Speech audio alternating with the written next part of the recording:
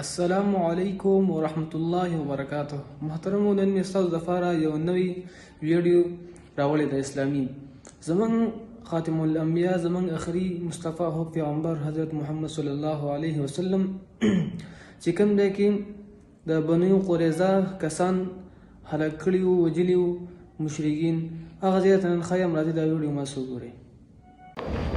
بسم الله الرحمن الرحیم. الحمدلله ثم الحمدلله. د ټول ناول خو درود و سلام اللهم صل علی سیدنا محمد وعلى آله وبارک وسلم. دا وروسته چې تاسو کوم منظر ګورئ د دوانو جهانو سردار امام الانبیا صلی الله علیه وسلم مبارکه روضه ده.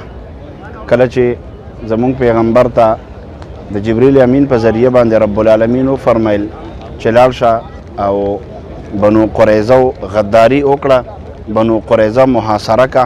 نو کله چې زمونږ پیغمبر بنو قریظه محاصره کړه او بیا یې راوستل او بیا دلته چې کوم دی ووجل. د بنو قریظه تقریبا د یو روایت مطابق 600 کسانو. بنو قریظه د 600 کسان د الله رسول دا حلال کړه او وی وجل. دا کوم ځای تاسو ته دغه ځای ښیم، دا مخامخ تاسو دا حمام ګورئ.